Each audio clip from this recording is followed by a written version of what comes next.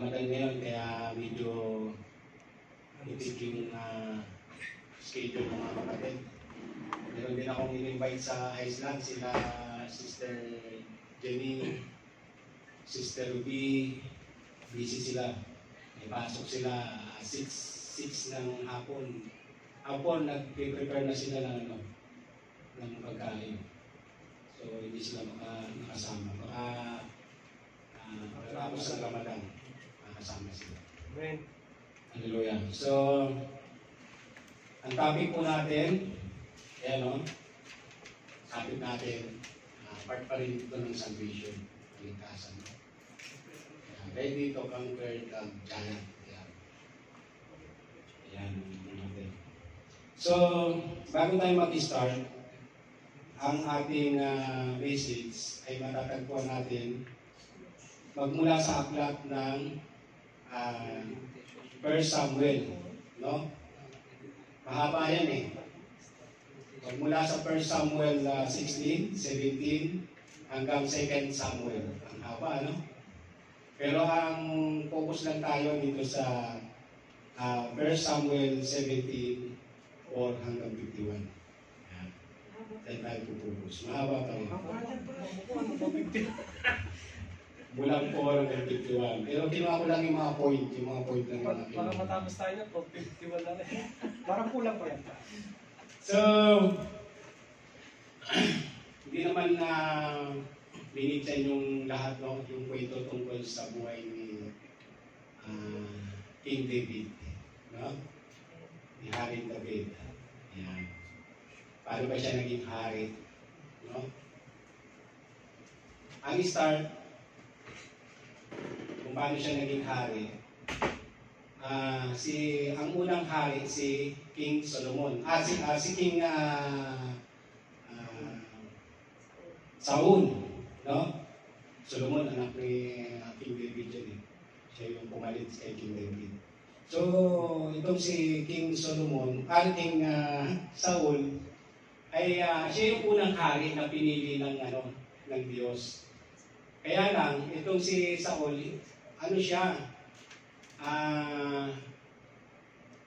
lumabag siya doon sa mga pinag-uutos ng Panginoon. No? Maraming mga pinag-uutos yung Panginoon, pinagagawa sa kanya, kaya lang hindi niya sinunod. Nagkasala siya, nilabag niya yung utos ng Panginoon. Kaya nagalit sa kanya yung Panginoon. Ang ginawa ng Panginoon, pumili siya ng ibang hari. Ang pinili niya ay si David. Yan. Doon tayo ngayon pupunta kay King David. So, paano siya naging unang hari? Pangalawang hari. At paano siya naging makapangyarihang hari? Yan. Dahil nasa talamak na yung ginagawa kasalanan ni King Saul, inutusan ng Panginoon ni Yahweh si Samuel na pahiran ng langis ang kanyang piniling hari. Ito ay si David. No? Pumunta siya dun sa bayan ng, alam niyo ba kung saan bayan? Saan lugar yun? Doon sa Bethlehem. No? Pumunta siya doon.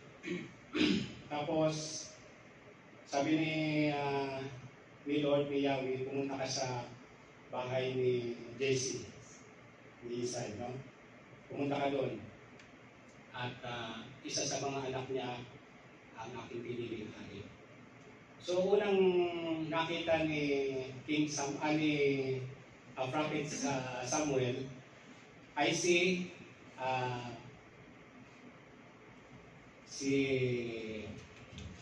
Eliab, no? Yung unang anak, panganay na anak ni Jesse, si Eliab. Sabi ng Panginoon, hindi siya ang pinili ko.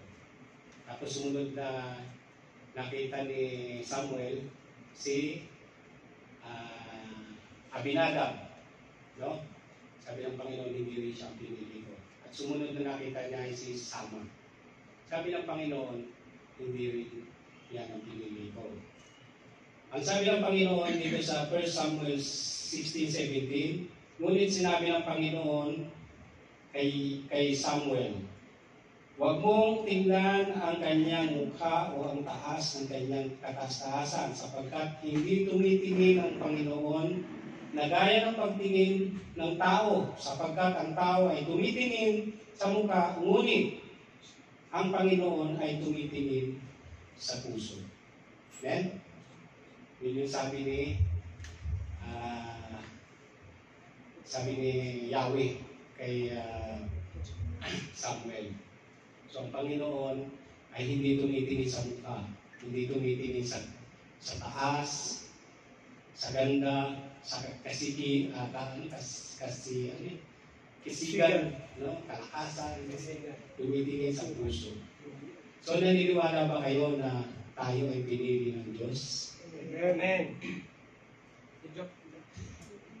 Dahil ang Panginoon, tumitingin siya sa puso natin. Amen? Katulad ni David, puso ni David yung tinignan ng Panginoon. Amen? So, hindi malaman ni Samuel, no? Hindi makita ni Samuel kung sino yung lalagay niya ng yung papahiran niya ng langis para hilangin ang hari. Kaya nagtanong siya kay JC, sabi niya, yung iba mong pabang anak, nandito ba? Kasi, walo sila walo silang magkakapatid. Lahat yun, ang pinakabulso ay si David. Sabi niya, wala rito yung aking bulso, nagpapastol ng lupa. Sa pinatawag ni Samuel, sabi niya, tawagin niyo at hindi tayo mag-uumpisa sa paghandog hanggang di siya dumarating. So nung dumating si David, ay siya yung sinabi ng Panginoon, Yahweh, sinabi niya na siya ang aking pinili. Siya ang pahirap mo ng langis at siya ang susunod na hari. Amen? So mga kapatid, tayo ay pinili ng Diyos. Amen? Hindi tayo pumili sa Diyos. Tayo ay pinili ng Diyos. Amen? Kaya kayo narito dahil tinitignan ng Diyos ang puso natin. Amen po? Pinahiran tayo ng langis upang tayo maglingkod sa Kanya. Amen? Katulad ni King David. So bago tayo magpatuloy, samahan mo sa panalangin. Hallelujah. Panginoon, maraming salamat po Panginoon sa oras na ito. Sa araw na ito Panginoon, na muli Panginoon, ako muli ang iyong gagamitin Panginoon. Hallelujah. Lord, gabayan mo po ako ng iyong banal na Espiritu. Nawa, maunawaan nila Panginoon yung ipararating mo sa araw na ito, sa oras na ito Panginoon. Nawa, yung liwanag mo, yung pag-ibig mo, ang makita Panginoon sa lugar na ito Panginoon. Itago mo lang ako sa iyong likuran. Wala po akong kakayanan.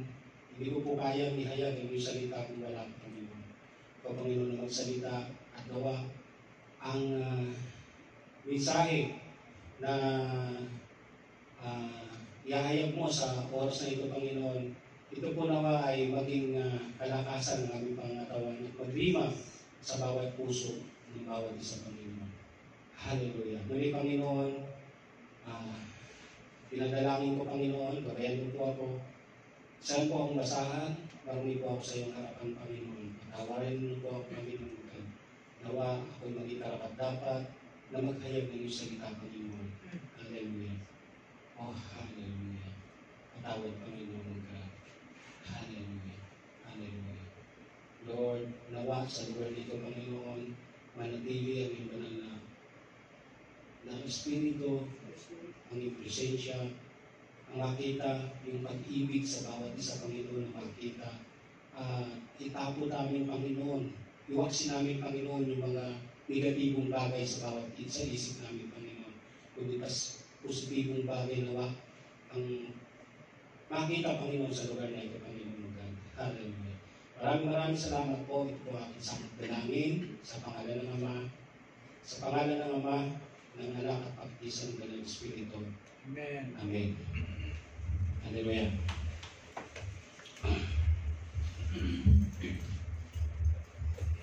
Nagamit ko na ang aking hiwagang salamin na ibinigay sa akin na aking anak. Yan. Aba, Yan. professor na professor ang dating. So itong salamin na to, ang kwento nito, pumunta kami ng SM ng mga anak ko, no? Ang kwento muna ako. Tapos pagdating namin doon sa SM, sabi niya, Tay, dinala ko doon sa bilihan ng mga relo. Sabi niya, Tay, pili kayo. Sabi ko, naku, bakit yan? Ang dami kong relong dala. Ang dami kong, totoo lang talaga, ang dami kong dalang relo. Muli ng Panginoon sa mga kapatid na nagregalo ng relo. Ang dami kong naiwi yung relo, no? Sabi ko, bakit yan? Marami akong relo. Sabi niya, Tay, anong gusto mo? Sabi ko, salamin na lang. Dinala ko doon sa kagawaan ng salamin. Pina-check up yung mata ko. So, ito ngayon yung salamin ko. Praise God, nagagamit ko.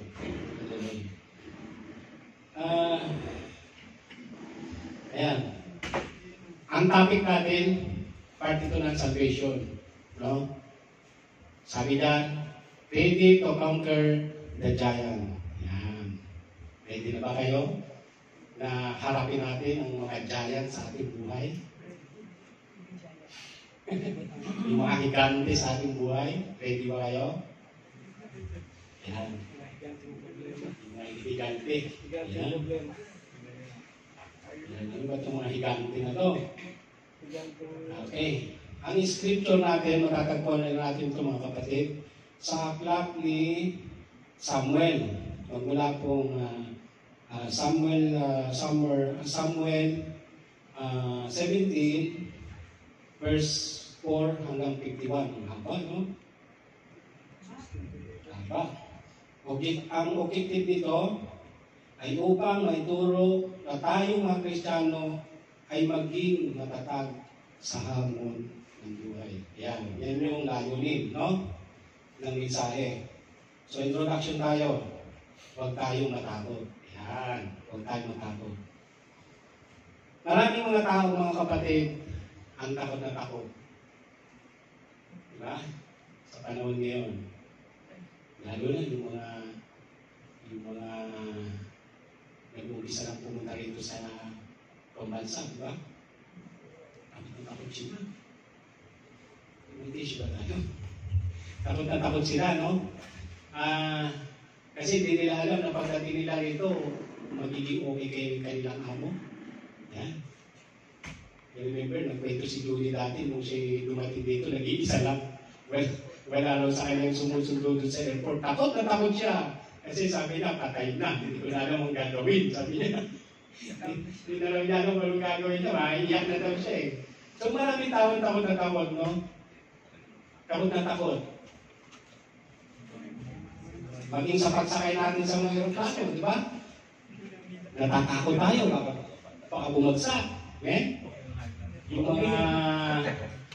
mga OFW na pumupunta sa ibang bansa, yung mga asawa nila, ayaw nilang iwan, natatakot sila. May mga gano'n, di ba?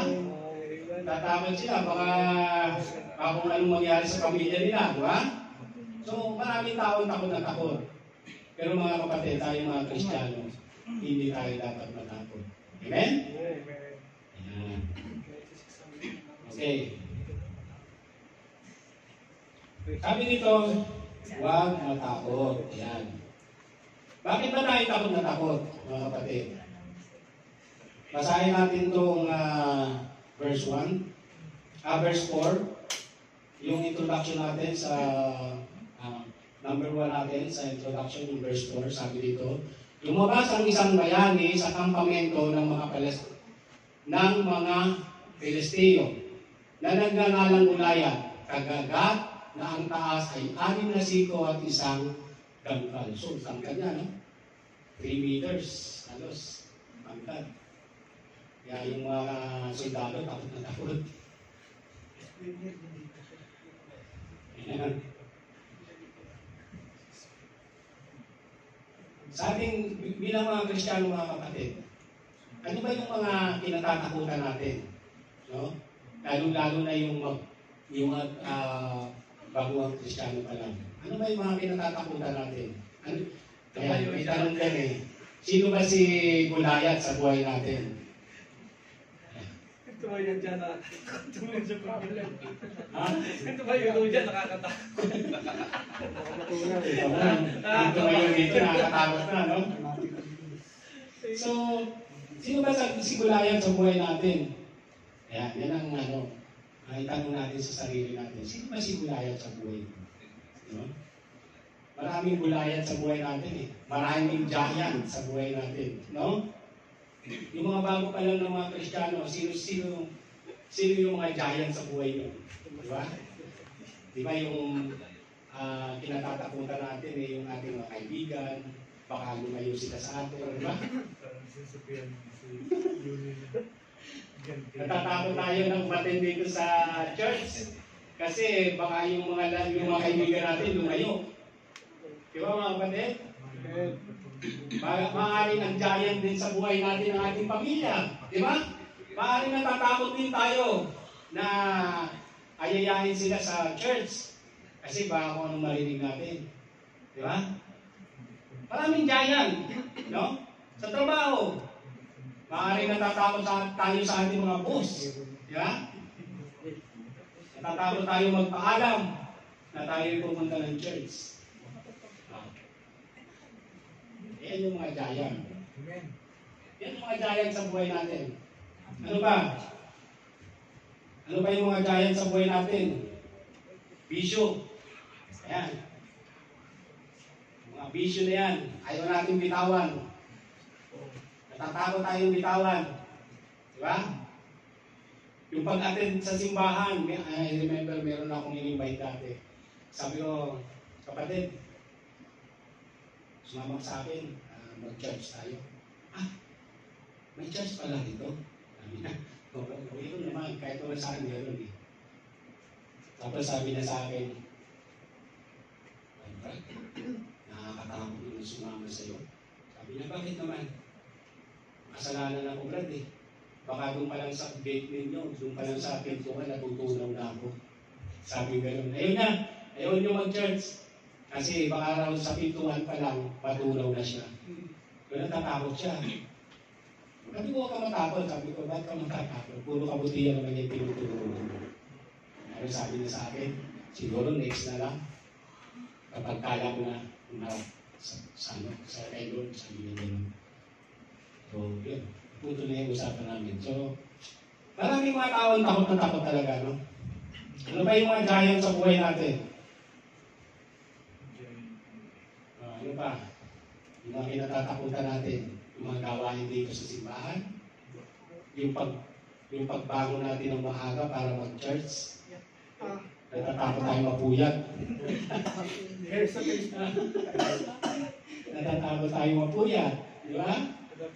Natatakot na magkulang yung tulog natin. O yun, natatakot sa asawa, may ganun din, di ba? Ito yung sa invite mo. Kapatid, mag-church tayo bro. Ika, sama sa akin, mag-church tayo. Ito yung time na mag-uusap kami ng misis ko eh. Natakot siya na hindi sila makapag-usap ng kanyang asawa. So, maraming giant sa buhay natin, no? Pero dapat ito, pinaglalaban natin. Amen? Amen. Kalapakan natin ang Panginoon.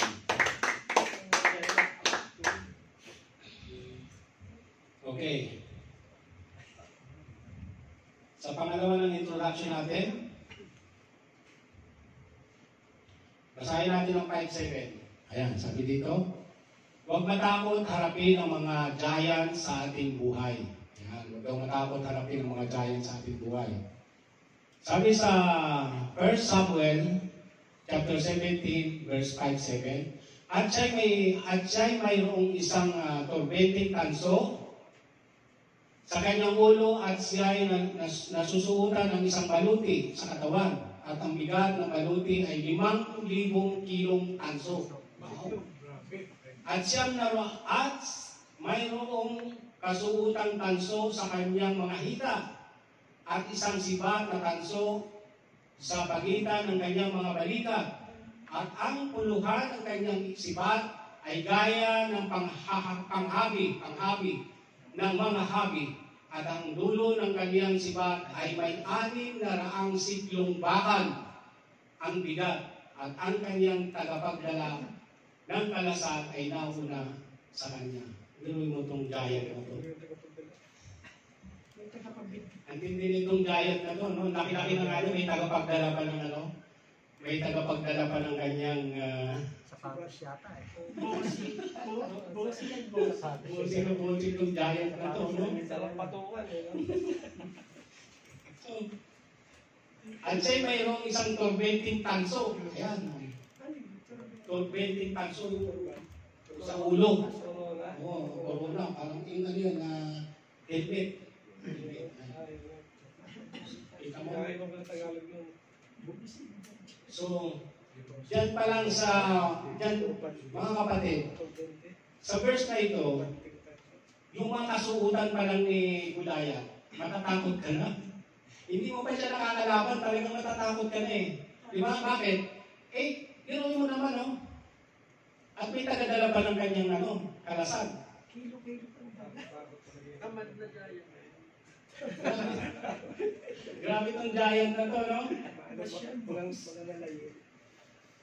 Tapos yung kanyang, dulo ng kanyang sibat ay parang, yung talim, parang talim ng mga habi. So, napakatalas to, no? So sabi dito, huwag matakot harapin ang giant sa ating buhay. Tandaan natin mga kapatid, ano man itong mga hinaharap natin ngayon, ano man itong mga torbenting tanso na ito, ano man itong mga baluti na ito, ano man itong mga tanso na ito ng mga kalasad, no? Huwag tayong matakot harapin yan, mga kapatid. Kaya natin yan. Amen? Yan. Maraming mga tao ang dumaraan ngayon sa mga pagsubok. Natitindi ang mga pagsubok. No? Nahihirapan silang harapin yung kanilang problema. Dahil nasa katulad nito. No? Nahihirapan silang malutas yung kanilang problema. Dahil natatakot sila. Hindi nila alam kung paano nila lulutasin yung kanilang problema. Pero tandaan natin mga kapatid, kapag kasama natin ang Diyos, hindi kinakailangan tayo matakot. Amen? Harapin natin, magtatagumpay tayo. Amen? Palakpakan natin ang Panginoon.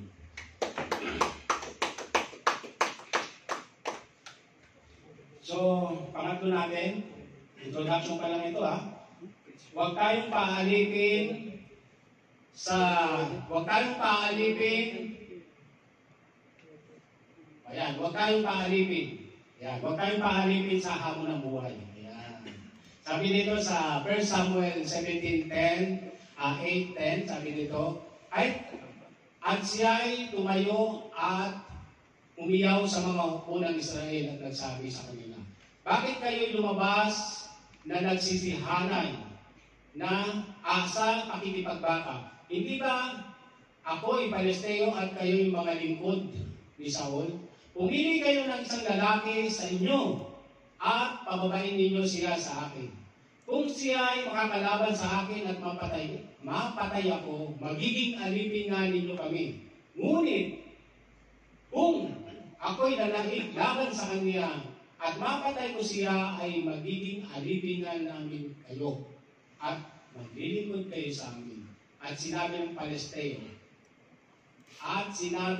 Pilisteo, aking hinahamon ng mga hukbo ng Israel sa araw na ito, bigyan ninyo ako ng isang lalaki upang labanan kami. So, mga kapatid, huwag tayong paalipin, no? Huwag tayong paalipin sa hamon ng buhay. Maraming mga giant, maraming mga naghahamon sa atin na inaakala natin na hindi natin kaya silang talunin, no? Na inaakala natin hindi na natin kaya makaahon, no? Mga kapatid, kapag tayo nagpaalipin sa mga problema, hindi talaga tayo makakaahon. Ganito? Kapag tayo ay hindi natin tinalikuran ang alam natin na magbibigay sa ating mga problema, hindi tayo makakaahon. Amen po? Alam natin na mga kapatid na tayo ay mapapahamak, no? Sa isang bagay na gagawin natin, pero kapag ginawa pa rin natin ito, tiyak, may kapahamakan. Hindi tayo makakaahon. Mananatili tayong alipin ng problema. Amen po? Kaya nararapat lamang na patuloy tayo, manatili tayo na maglingkod sa Panginoon. Amen? Okay. Sa number 4 natin, huwag tayong matakot na kasama natin ang Diyos. Ayan. Alos karugtong din yan ng mga namin. Sabi nito sa 1 Samuel 17:11, at nang narinig ni Saul ang buong Israel, ang mga salitang yaon ng Palesteo, sila ay naglupaypay at natakot na mainam. Ayan. Alos karugtong din po yan itong 4 natin. Ay itong huwag tayong maalipin sa problema. So,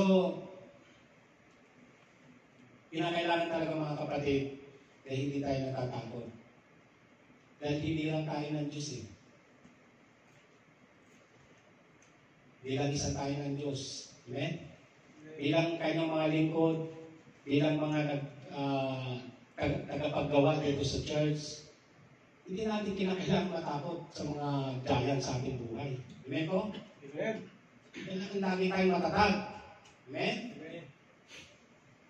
Nakita nyo, meron ba kayong mga nakita mga pastor na pagpasok pa lang dyan na nandulupay-pay? Yung parang lungkot na lungkot siya, hindi may pinta ang mukha niya, hindi siya makausap, lagi nakasimangot. May nakita ba kayong gano'n? May wala ko. Wala, di ba? Kasi ang mga lingkod ng Panginoon, pagpasok pa lang dyan sa pinto, nakita mo aktibo yan. Amen? Active yan. Amen? Hindi naglulupay-pay. Pero pag tinignan mo yung kanilang totoong buhay, napakarami nilang problema, di ba? Ang dami nilang problema. Meron tayong kasamahan, pastor, walang trabaho. O, di ba? Pero nakita niyo bang naglupay-pay siya? Nakita niyo bang naghihina siya? Hindi. After passion mo, narito mo yan. So, bilang mga lingkod ng Diyos, mga kapatid, hindi kinakailangan natin ng manghina. Amen? Kaya nga katulad ng sinabi ko kanina, be positive palagi. Baksin natin yung mga negatibo, no? Out natin yan. Lagi tayong aktibo. Masigla. Amen? Amen. Kasi, ngayon, isang leader ng simbahan, isa kang church leader, isa kang manggagawa sa church. Tapos, ang makikita sa iyo ng mga member o ng mga baguhan ay parang problematic ka, problemado ka, nakasimangot ka palagi. So, ano Hindi naman ko. parang hindi maganda, no? So, sa mga leader, kinakailangan talaga mga kapatid, yung talagang aktibo tayo palagi, no? Laging masaya, kahit punong-puno ng problema, masaya pa rin. Amen? Kahit inaway na ng asawa, pagdating dito, mabalik pa rin at masaya pa rin. Ayan. Amen? Tuloy natin ang Panginoon. Hallelujah. Praise the Lord.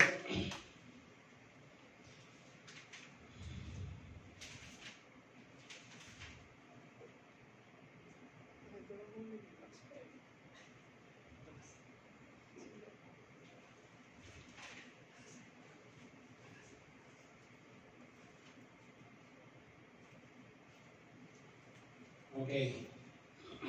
Pumunta tayo ngayon mga kapatid dito sa main division natin. Okay. Ito yung main division natin mga kapatid. Yung number 1, ang magandang plano ng Diyos sa ating buhay. Okay. May mali. May magandang plano ang Diyos sa ating buhay. Yan ang tama dyan mga kapatid, no? May magandang plano ang Diyos sa ating buhay. Ayan. Sabi dito, sabi dito sa 1 Samuel 17:17 hanggang 18, sabi dito. 17. Ayan. Andiyan na rin pala. Ayan. Basahin na natin mga kapatid. Basahin natin mga kapatid.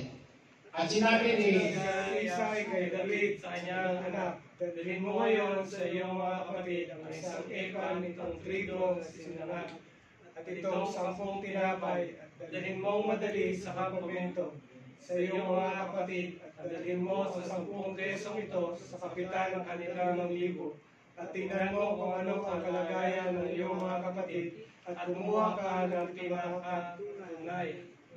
pinakatutunan, makaling karon. So, ayan. Tunay. Ayan. Nakita nyo mga kapatid, si King David, na ano na siya, na pahira na siya ng langis bilang susunod na hari. No? Anointed na siya. Pero tingnan nyo, ano yung ginawa sa kanya? Diba? Ano yung mga pinatatrabaho sa kanya? Pinagawa siyang utusan. No?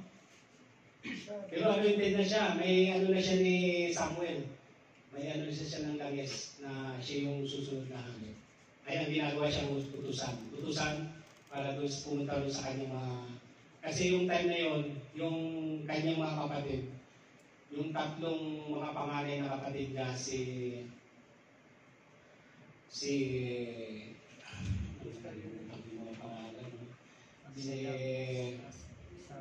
Eliab, si Abinadab, at saka si Sama ay sundalo ni Hari Saul. No? Sundalo siya ni Hari Saul. Nandun siya sa Prang, sa Ligmangan. No? Ngayon, itong si King David, inutusan ng kanyang magulang na dalahin doon sa kapatid yung mga pagkain na yan. Yan, no? Dalahin doon sa mga kanyang mga kapatid. So, nakita natin na anointed na siya, pero utusan lang siya. Bakit si King David tuloy pa rin niyang ginagawa yun? Dahil alam niya na may plano ang Diyos sa kanyang buhay. Amen? May plano ang Diyos sa atin. Amen? Kaya kung ano man yung mga pinag-uutos sa atin, kung anointed ka sa isang church, magaling ka sa manunugtog. Si David manunugtog din ng alpa, di ba? Kung magaling ka sa pag-gitara, magaling kang mag-preach, magaling kang mag-Bible study, magaling ka sa mga, marami kang anointed ka, pero kinakailangan sumunod pa rin tayo kung ano yung mga pinag-uutos sa atin. Amen? Kaya kung na-schedule tayo sa pagluluto, pag-uugas ng plato, di ba? Pagbubungkal ng kanal. Di ba? Nakita natin yung mga kapatid ko ng Arab Friday. Di ba? Nakita natin yung kanilang anointing, yung kanilang pagsunod. Yung pagsunod nila, yung paggawa sa Panginoon. Amen? Kita natin, nakakalsi ka na ng kanal. Nagbungkal tayo ng kanal na parado. Pero lahat sila, hindi nila inisip na bakit ko gagawin ito. Ito naman ang trabaho ito. Diba? Hindi nila inisip yun. Kasi nagtatrabaho sila para sa Panginoon. Amen? Ganyan din kasi kay David. Nagtatrabaho siya para sa Panginoon. Amen? Yan. Subaybayan nyo, basahin nyo yung, yung verse natin, no? Magmulang 17, magmulang 4 hanggang 51. Yan, nandyan tayo nakatoto. So, yun. May magandang plano ang ating Diyos sa ating buhay. Kaya kung ano man yung mga gawain natin dito sa church, kung ano man yung mga task natin, may magandang plano ang Diyos sa atin. Amen?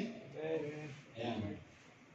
Pangalawa tayo, sa main division tayo Sa 1 Samuel 17, verse 32 hanggang 23. 17, 32, 23. Ayan. huwag tayong maghihina. Yan. Sabi dito, at sinabi ni David kay Saul, huwag maglupaypay ang puso ng sino man dahil sa kanya. Ang iyong lingkod ay ayaon at makikipaglaban sa Palesteyong ito. At sinabi ni Saul kay David, hindi ka makakaparoon laban sa Palesteyong ito upang makipaglaban sa kanya. Sapagkat ikaw ay isang bata at siya ay isang malaking mandirigma mula sa kanyang pagkabata. Ayan. Diniscourage siya ni Diniscourage siya ni Haring Saul. Ayan. Huwag tayong maghihina. Ayan. Sa buhay natin mga kapatid, sino ba ito si Haring Saul na maaaring mag-discourage sa atin? Yan. Discourage siya eh. Wala raw siyang laban. Sabi gano'n. Sinabi ni David, ako yayaon. Sabi niya, ako ang lalaban. Pero sinabi ni Haring Saul, hindi mo kaya. Dahil sabi ni Haring Saul, ang kalaban mo ay sa pakipag-iba. Talagang veterano na. Samantalang tayo, ikaw ay bata pa. Ayan. So huwag manghihina. Amen? Amen. Kaya kung tayo ay maasang dito, huwag tayo manghihina, huwag tayo matatakot. Kaya natin yan. Kaya pinupuri ko yung mga kapatid sa pangalan ng Panginoong Hesus, no? Na mga lalakas ang loob na nagsasalita rito sa harapan. Ha? Hindi nila iniisip na sila'y maaaring magkamali, mapahiya, mabash, no? Kasi alam nila ang ginagawa nila ay para sa Panginoon. Amen? Amen. Amen. Purihin ang Panginoon.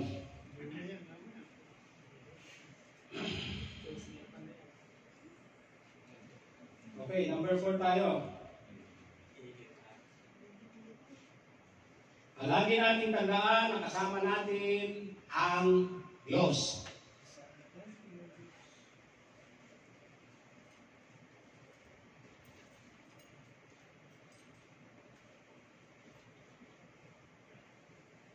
Okay? Lagi nating tandaan na kasama natin ang Diyos.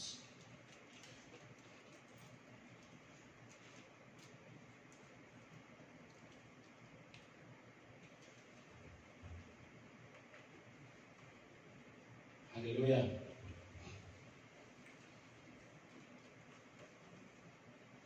Basahin na natin ito mga kapatid. 1 Samuel 17, 36, 37. Pinapatay ng iyong lingkod ang leon at gayon din ang oso, at ang Pilisteyong ito na hindi tuli ay magiging isa sa kanila. Yamang kanyang hinahamon ang mga hukbo ng Diyos na buhay. At sinabi ni David, ang Panginoon na nagligtas sa akin sa mga paggamot ng leon at sa paggamot ng oso, ay siyang magliligtas sa akin sa kamay ng Palestiyong ito. At sinabi ni Saul kay David, yumawad ka, at ang Panginoon ay isa sa iyo. Amen. Ayan. Kaya pala malakas ang loob ni Haring David. Kaya pala malakas ang loob niya. Doon pa lang sa pagpapastol niya ng tupa, na-training na siya. No? Nahanda na siya. Hinanda na siya ng Panginoon. Pero mo yung mga pinapatay niya, mga oso, mga leon. No? Yung higanti na rin, yung giant na rin, kayang-kaya niya, di ba? Medyo upgrade na tao. Kaya hindi naman tuloy. O yan. Kaya sabi ni... Takot sa labahan pala. Sa labahay, hindi nakalagay yan ang Palestiyong ito na hindi tuloy. Hindi ako ngayon, nakalagay. Men, so... Mga kapatid, nakita natin mga kapatid, na ang... Teka mo na, makinig mo na. Nawawala ko sa akin. Wala ako sa auto. Focus muna kayo dito. Focus muna. Amen. Okay, so, ulitin ko ha. Pinatay ng iyong lingkod ang leon at gayon din ang oso at ang Palestiyong ito na hindi tuloy ay magiging isang Si Kuya Joe kasi, hindi mo din naman tigilan. Okay. Alam nyo mga kapatid kasi nung araw doon sa mga Palestino at saka Israel, yung kalaban nila, yung mga Palestino, ay talagang ang tawag nila doon ay mga hindi tuli. Ayan, sabi dyan. Kasi yan ang tingin nila sa mga kalaban nila. Kalaban ng mga Israelita. No? Kasi ang mga Israelita ay malinis. Amen? Sa harapan ng Panginoon. So, sabi ni David, pinatay ng iyong lingkod ang leon at gayon din ang oso, at ang Palestiyong ito na hindi tuloy ay magiging isa sa kanila. Yan ang kanyang hinahamon ng mga hukbo ng Diyos na buhay. At sinabi ni David, ang Panginoon na nagligtas sa akin sa mga pang-amot ng leon at sa pag-amot ng oso ay siyang nagligtas sa akin sa kamay ng Palestiyong ito. At sinabi ni Saul kay David, lumahon ka at ang Panginoon ay kasama sa iyo. So,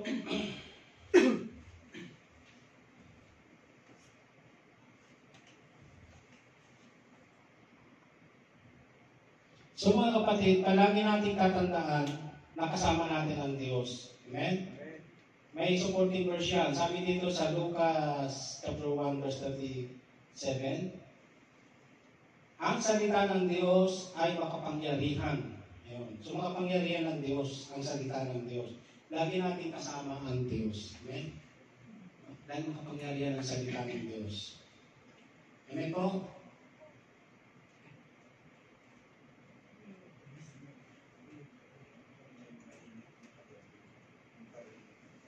So, inulit ko mga kapatid, yung pagtayo natin dito sa harap, isa ito nating training, no? Sa training natin to. Yung pagba-Bible study natin, pag-share natin ng Word of God, yung pagsama natin sa mga Bible study, yung pagtuturo natin ng Bible study, isa itong mga training natin. Amen? Training natin to para malabanan natin yung mga giant sa buhay natin. Amen? Yung mga problema na darating sa buhay natin. Amen? At malabanan din natin yung mga masamang espiritu. Amen? Na maaaring sumira sa atin. Amen? So, kaya kung kayo na schedule, mga kapatid, kung kayo ay may mga task, isipin ninyo na ito ay training natin. Amen?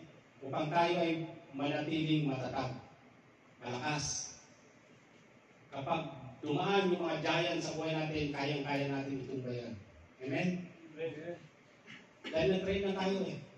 Amen ko? Amen. Ngayon, kung hindi tayo atin sa mga Bible study, kung hindi tayo atin sa mga church service, kung hindi tayo makikinig ng salita ng Diyos, pag dinaanan tayo ng mga giant, ng mga problema, anong mangyayari sa atin? Kung ba? Tayo yung mababagsak, tayo yung maaalipin. Amen? Kalaban ng magtatagumpay sa buhay natin. Kaya bilang mga Kristiyano, mga kapatid, manatili tayong magpagamit sa Diyos. Amen? Amen. Dahil ito ang training natin upang mapaglabanan natin ang mga giant na problema sa buhay natin. Amen po? Kalakpakan natin ang Panginoon.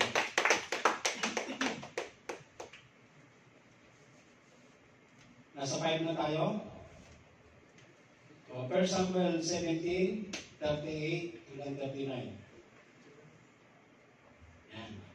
Ayan. Sabi dito, tanggalin natin ang mga kabigat sa atin. Ayan. Tanggalin natin ang mga kabigat sa atin. Sabi dito sa 1 Samuel 17, 38, 39. Pakibasa mga kapatid. Pakibasa, basa. At sinandatahan ni Saul si David ng kanyang mga sandata at kanyang inilagay ang isang turbanteng tanso sa kanyang ulo at kanyang sinuutan siya ng isang baluti sa katawan at ibinigkis ni David ang tabak niya sa kanyang sandata at kanyang tinikmang yumahon sapagkat hindi pa niya natitikman. At sinabi ni David kay Saul, hindi ako makayayaon na dala ko ang mga ito sapagkat hindi ko pa natitikman. At pawang inibad ni David sa kanya. Amen. Amen. Ano yung napansin ninyo dito sa verse na ito, mga kapatid? Hindi kasya. Di ba? Yung hindi kasya, sabi ni Delpoy. Bigat. Ayan.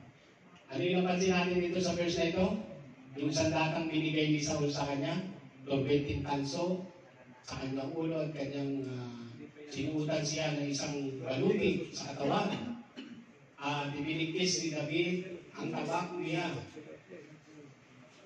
sa kanyang sandata at kaniyang tinikmang yumawon. Ibig sabihin, sinubukan niya. Lumakad siya, sinubukan niya. Tapos, sapagkat hindi pa niya nasusubukan o natitikman, no? At sinabi ni David kay Saul, hindi ako makakayaon. Hindi ako makakayaon. At nadala ko ang mga ito sapagkat hindi ko pa natitikman at pawang inubad ni David sa kanya. So, napansin natin mga kapatid, no? Tinanggal ni David yung mabibigat sa kanyang katawan. Amen? Yung mga sandata na binigay ni Haring Saul, tinanggal ni David. Bakit na tinanggal? Sagabal eh. Sagabal, di ba? Ngayon, mga kapatid, sa buhay natin, bilang isang Kristiyano, bilang isang lingkod, bilang isang sundalo ng Diyos, tanggalin natin mga kapatid yung mga pabigat sa atin. Amen? Yung mga sagabal. Ano ba itong mga sagabal sa atin? Yan. Ano yung sabi dito sa Mark 10:21? Ipagbili mo ang iyong tinatangkilik at sumunod ka sa akin. Amen? Isa yan sa mga nagpapabigat sa atin. Amen? Yung mga bisyo, sukahan. Yan. Labahin. Yung mga nagpapabigat. Ang kami nagpapabigat sa atin. Amen? So, Tanggal. asawa? O naman. Ayun.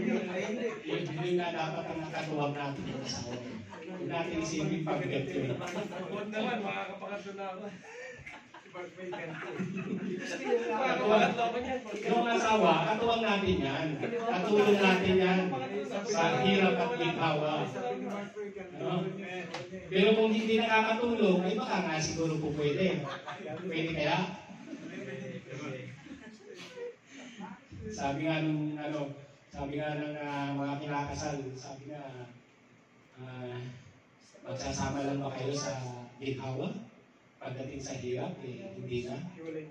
So, mali naman yun, di ba? Kailangan nagtutulungan. Amen? Huwag natin isipin pabigat ng mga asawa. So, ano pa ba yung mga pabigat? Magbanggit pa kayo, ano pa yung mga pabigat? Problema. Ayan, problema. Talaga number 1 yan. Pabigat yan. Ugalin natin yan.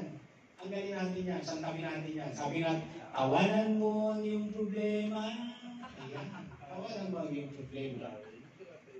Katulad na nabanggit ko sa inyo kanina, walang mga lingkod ng Diyos na punong-puno ng problema. Lahat ng mga lingkod ng Diyos, masaya. Lahat ng mga lingkod ng Diyos, pinagpapala. Amen? Amen. Palakpakan natin ang Panginoon. Hallelujah.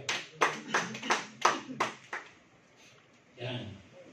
Kaya kinakailangan dito, sa verse na ito, iwasan natin ang mga problema. Ang mga pabigat, ang ating mga tinatangkilik. Ayan. Iwanan na natin yan. Sumunod tayo sa Panginoon. Amen? Upang makakilos tayo ng maluwag, sumunod tayo sa Panginoon. Amen? Amen. Praise the Lord. Hallelujah.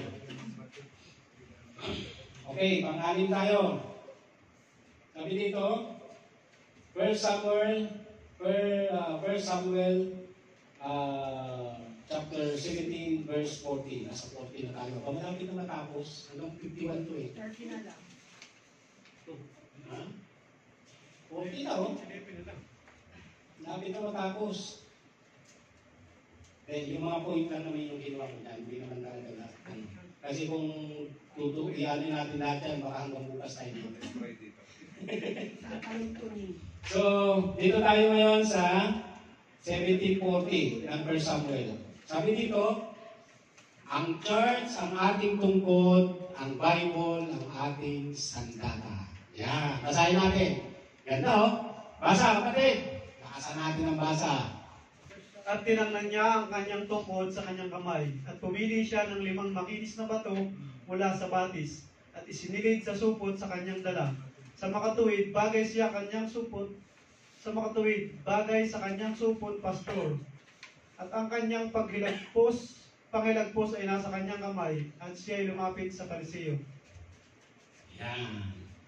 Nung sinandatahan siya ni Haring Saul, binitiwan niya kasi alam niyang pabigat yun. Alam niyang pabigat yun. Kaya binitiwan niya, hiniwan niya. Uy, 10 minutes na dito. Napasarap, ang dami pa naman to. So, ayan. Bilisan na natin. Ayan mga kapatid.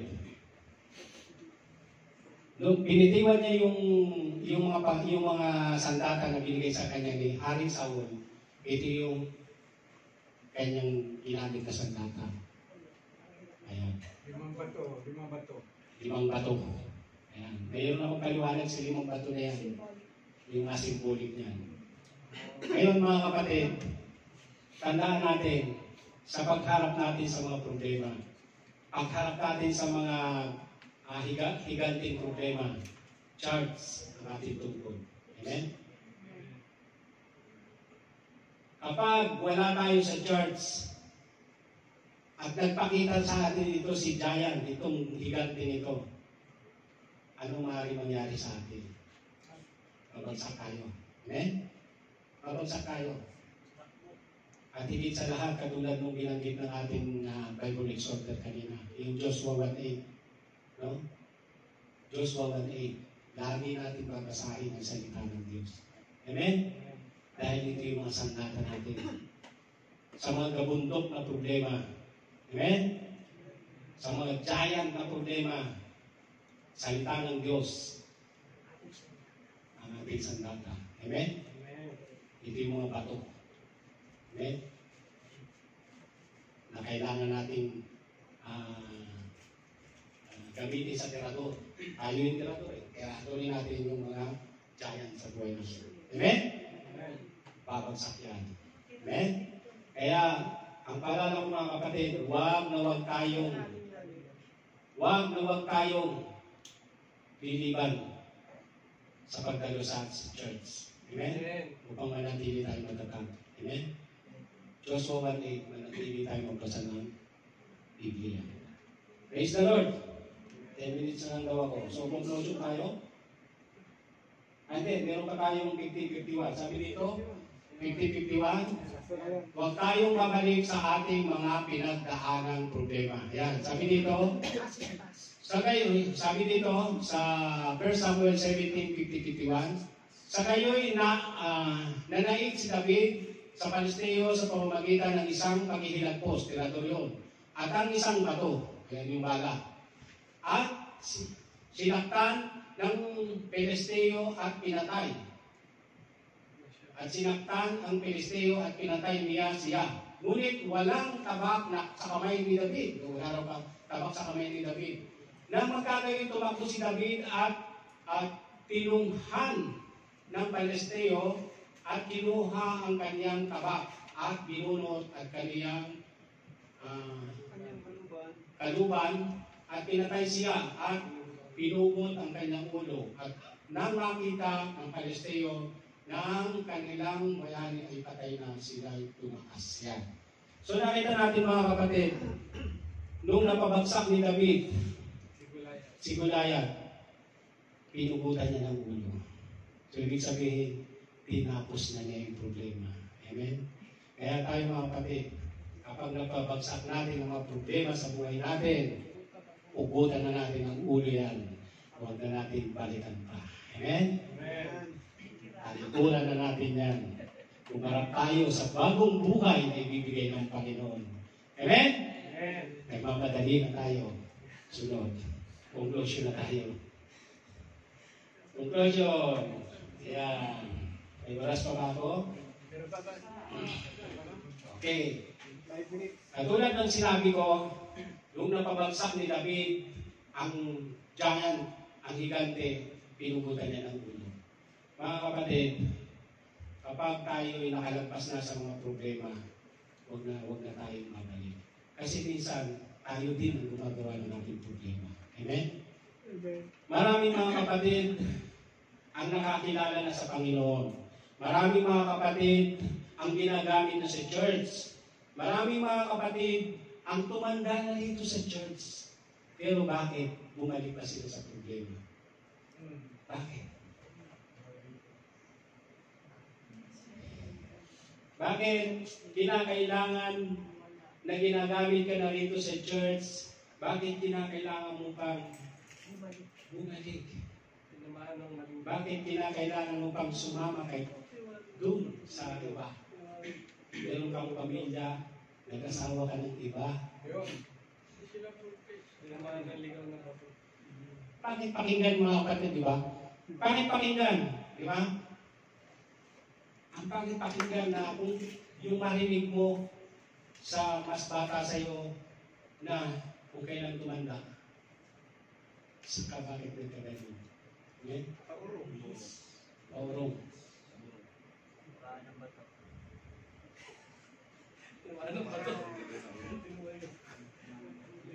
Mga kapatid, masakit ang salita ng Diyos. Inuulit ko mga kapatid, hindi porke tayo ginagamit na dito, hindi porke tayo ay may mga ministry, hindi porke tayo ay pastor, dadaan pa rin talaga tayo sa mga ganito, mga pagsubok. Amen? Dahil walang perfecto eh. Walang perfecto. Maaaring dadaan tayo dito. Di ba? Maaaring dadaan tayo. Si David, kung babasahin nyo ng kumpleto, no? hanggang chapter, hanggang 2 Samuel. Magmulang 1 Samuel, 2 Samuel, kung babasahin nyo ng kumpleto yun, maging si King David, nagkasala rin. Amen? Nagkasala rin siya.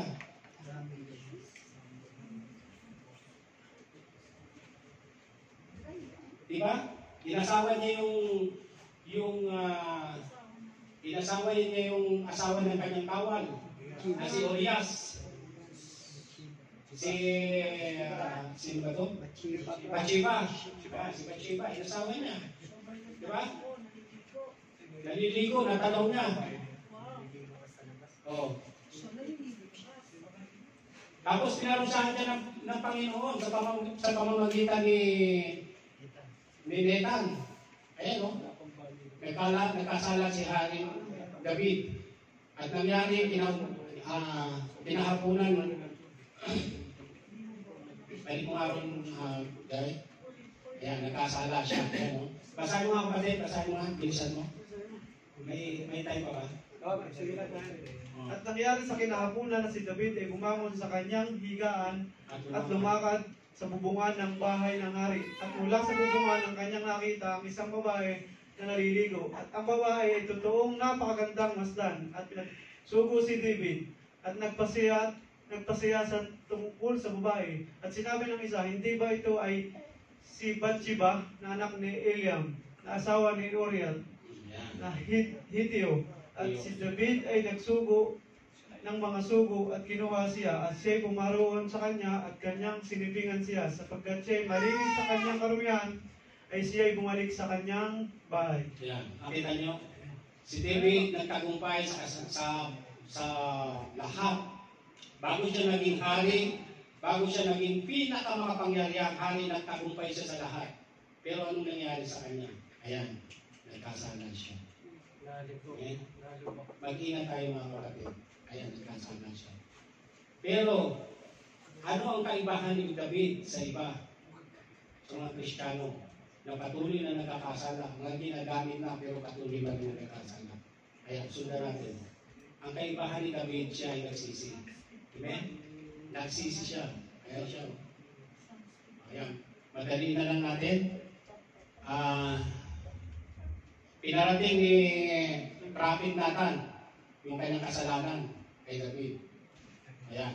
At sinabi ni Prophet Nathan kay David, ikaw ang lalaking, kasi nagbigay ng kalinaga si Prophet Nathan. No? Tungkol doon sa mayaman na pumunta doon sa mahirap, tapos yung mahirap, merong isang kordero na kasama niya sa pagkain, lahat kasama niya, kasama ng pamilya niya, pero pinili pa rin itong mayaman na patayin yung kordero kaysa doon sa napakarami ng kordero, napakarami ng alaga. Pinili pa rin niya yung kordero ng mahirap. So, yung talinhaga na yun ay para kay David. No? Pinili ni David na kunin yung asawa ng kanyang sundalo, kaya siya nagkasala. Kaya pinarusahan siya ng Panginoon. Pinarating ng Panginoon to sa kanya. Kaya mga kapatid, dito sa mga message na naririnig natin, yung mga tumatayo dito, yung mga ginagamit dito, anuman yung mga pinararating ng Panginoon sa atin, tanggapin natin ito. Amen? Isa puso natin. Huwag tayong magtatampo. Huwag natin isipin na yung siguro ako pinatatamaan ni Pastor. Grabe naman yun, bakit parang alam niya yung buhay ko? Hindi ganon. May pinararating ang Panginoon sa atin. Amen? Kaya kung ano yung narinig natin dito, na alam natin, ikagagaling natin, tanggapin natin. Amen? Amen. Huwag tayo nagtatampo. Amen? Yan, katulad ni Haring David, hindi siya nagtampo, tinanggap niya yung kasalanan. Amen? At ito ang tatandaan natin mga kapatid. Ang parusa ng Diyos ay mananatili sa atin. Kung tayo yung ginagamit na at patuloy pa rin tayo magkakasala, mananatili ang parusa ng Diyos sa atin. Amen? Tignan mo yung parusa ng Diyos sa 3. Tignan mo yung parusa ng Diyos sa 3. Ayan. Pinarusahan si Haring David. Ayan mga kapatid. Hindi ko na babasahin. Dahil ko lang natin sa oras. Ayan. Si David, nagkasala siya, pinarating ng Diyos yung kasalanan niya sa pamamagitan ni Prophet Nathan.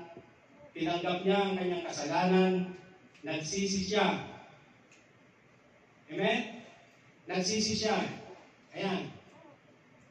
Mananatili dahil lihim niyang ginawa yung kasalanan na yun, pero yung tabak, yung parusa ng Diyos mananatili sa kanya. Pero si David kailanman, hindi siya nagbago sa Panginoon. Amen? Nanatili siya. Naglingkod, nag-ayuno, humingi ng tawad sa Diyos. Ganyan din tayo mga kapatid. Huwag tayong manatili sa kasalanan. Amen? Amen. Upang lumayo sa atin yung mga problema, upang lumayo sa atin yung mga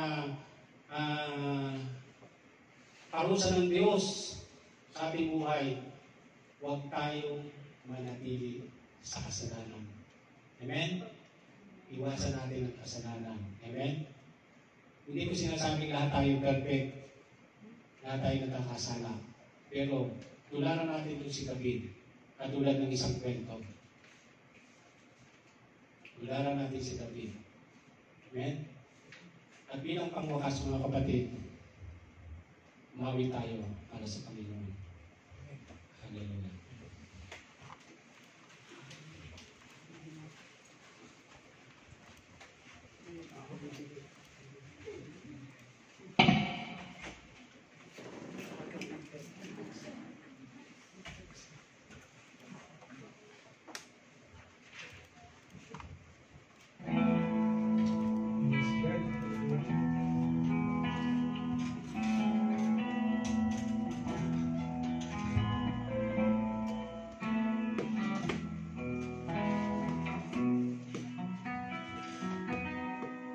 Parang di mo na kaya at kay dami mong problema, para bang sumusulan pagod ka na. Buksan mo ang iyong mata, iba nakatayo ka ba? Alam ng Diyos, kaibigan, kasama mo siya. Huwag kang ibigay, ayaw magsasawa. Huwag kang mapapagod, lalayong manghihina. Gagamitin ka ba ng Diyos? Mahal ka niyang lubos. Huwag kang ibigay, ayaw magsasawa. Huwag kang mapapagod, lalayong manghihina. Huwag mawawala ng pag-asa, darating din ang umaga. Kasama mo siya.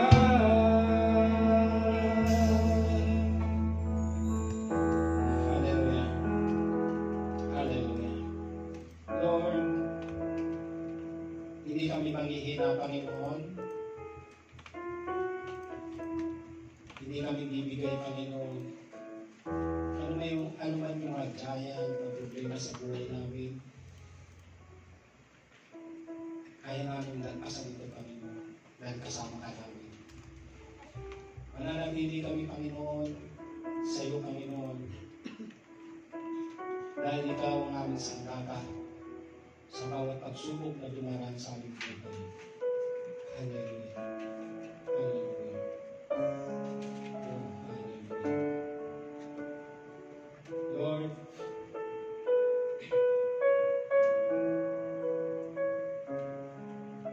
sakali man na mapaglagpasan namin ang aming mga problema, Panginoon, puputulin na namin ito, Panginoon, at hindi na kami babalik dito, Panginoon. Hallelujah.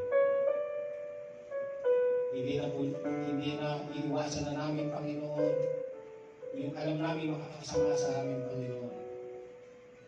Hallelujah. Dahil nais namin, Panginoon, na kami ay tumanda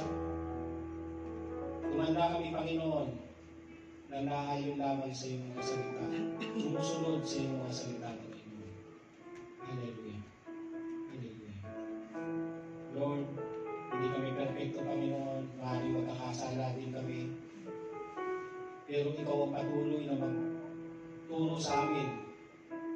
Ikaw ang patuloy na ilahin mo kami, Panginoon, sa anumang balang ng kalaban na kami muling magkasala, Panginoon. Hallelujah. At anuman, Panginoon, yung aming mga kasalanan na nagawa, Panginoon, tatanggapin namin, Panginoon, gaano man katalim, gaano man sakit ang iyong parusa, Panginoon. Tatanggapin namin ito katulad ng ginawa ni Haring David. Tinanggap niya ang parusa, Panginoon. Ganun din kami, Panginoon. Tatanggapin namin, Panginoon, ang aming mga parusa. Hallelujah. Hallelujah. Hallelujah.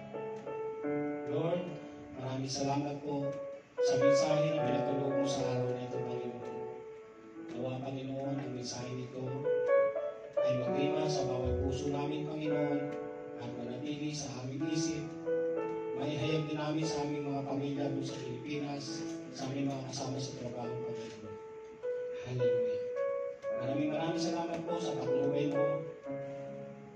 sa gabay ng iyong banal na Espiritu,